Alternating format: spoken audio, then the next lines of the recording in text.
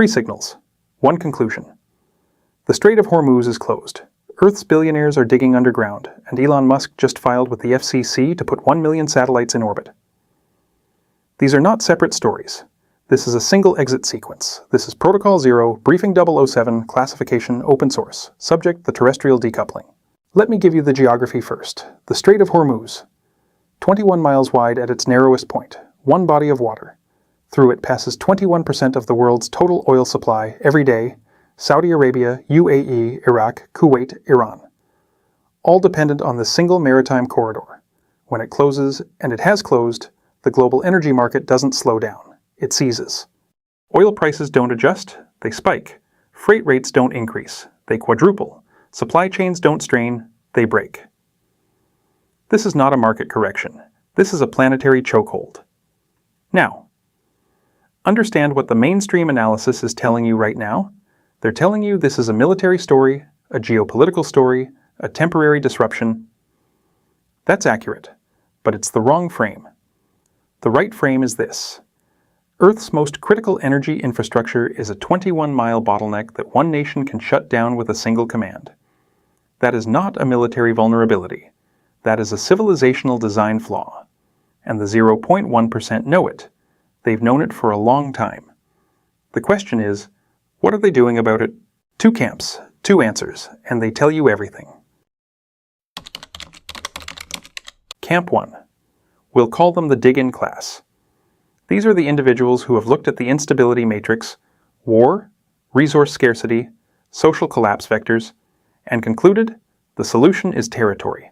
Mark Zuckerberg.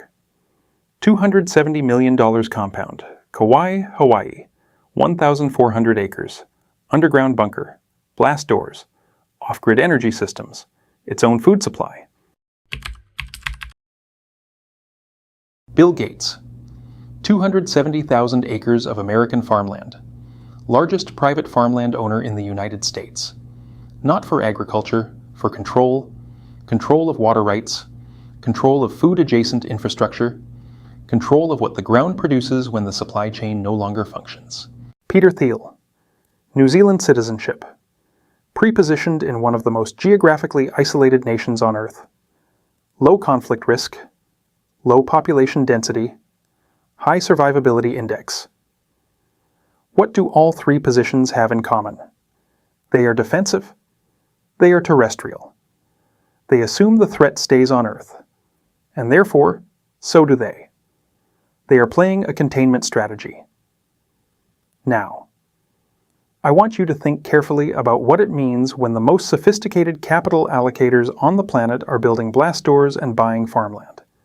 It means they believe the game gets worse, not temporarily, structurally. They are not optimistic about the direction of terrestrial civilization. They are betting on managed decline and positioning their assets accordingly. That is one exit. There is another. On January 31st, 2026, 34 days ago, SpaceX filed with the Federal Communications Commission. The application? Authorization to launch 1 million satellites into low Earth orbit. Purpose? To power orbital data centers with direct, unshaded solar energy. Read that again. 1 million satellites. Solar-powered AI infrastructure in orbit. 3 days later, February 2nd, 2026, Elon Musk announced that SpaceX had formally acquired xAI. The combined entity is now valued at approximately $1.75 trillion. It is the most valuable private company in the history of the human species. And it is building infrastructure that does not require the Strait of Hormuz. Does not require Gates' farmland, does not require a bunker. Here is the intelligence conclusion that most analysts are missing. The dig-in class is solving for survival within a broken terrestrial system. Musk is solving for a system that doesn't run on terrestrial infrastructure at all. No fossil fuels, no maritime choke points, no geopolitical leverage, no Hormuz. The orbital solar array never goes dark. It doesn't care about the Persian Gulf, it doesn't care about OPEC, it doesn't care about sanctions, embargoes, or missile strikes on refineries. This is not a better solution to Earth's energy problem. This is an exit from Earth's energy problem entirely. That distinction is everything. Now let me show you where the geometry of this gets even more precise. The orbital solar array never goes dark. It doesn't care about the Persian Gulf, it doesn't care about OPEC, it doesn't care about sanctions, embargoes, or missile strikes on refineries. This is not a better solution to Earth's energy problem. This is an exit from Earth's energy problem entirely. That distinction is everything. Now let me show you where the geometry of this gets even more precise. 5 days ago, February 27, 2026, NASA held a press conference. They announced a major restructuring of the Artemis program. The roadmap for returning humans to the moon has been reshaped. Artemis 3, the lunar landing mission, is now in question. Let me tell you what this means. Artemis was the government's claim on the lunar economy. The Artemis Accords, 50 nations signed, established who gets to extract lunar resources. And under what rules? Water ice at the South Pole. Helium-3 in the regolith. Rare earth minerals. The raw materials for the next century of energy infrastructure. When the government's primary lunar program enters restructuring, when the public sector retreats, the private sector does not wait. It advances. SpaceX already has the launch architecture. The Starship is the only vehicle on Earth capable of carrying the payload mass required for lunar surface operations. No other nation, no other company, has that capability at scale. Today, the pattern is now visible.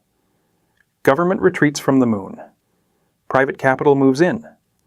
The Artemis Accords create a legal framework for resource extraction. SpaceX holds the only viable launch system. The lunar economy is not a 2040 projection. It is being positioned, right now, by the same entity that just filed for 1 million orbital satellites. This is not ambition. This is asset acquisition, at civilizational scale. So what does this mean for you? Not in 2040. Now, the terrestrial decoupling is not a theory, it is an active capital migration. The 0.1% are bifurcating. Some are hardening their terrestrial positions. Others are exiting the planetary market entirely. Bitcoin at $73,000 is not the signal. It is the noise, the distraction. The retail-facing event that keeps your attention on the screen while the real repositioning occurs above the atmosphere. The questions worth asking are not, which stock should I buy? Is the housing market going to crash? The questions worth asking are, who controls the infrastructure that doesn't depend on terrestrial stability? Who holds the launch architecture when governments can no longer fund their own lunar programs? Who benefits when the Hormuz corridor becomes geopolitically unviable as a primary energy pathway? These are not hypothetical questions. They have answers. And the answers are being written in FCC filings, in acquisition announcements, and in NASA press conferences that most people don't read. Protocol 0 reads them, and we brief you on what they mean.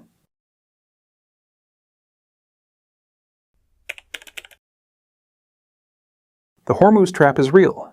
The bunkers are real. The orbital infrastructure is real. 3 signals. 1 conclusion. The exit has already started. Most people just can't see it from ground level. If this briefing reached you, you're not most people. Subscribe. Stay classified. Share this with one person who needs to understand what's actually being built. Briefing 008 goes deeper into the Artemis restructuring and what the lunar South Pole actually contains.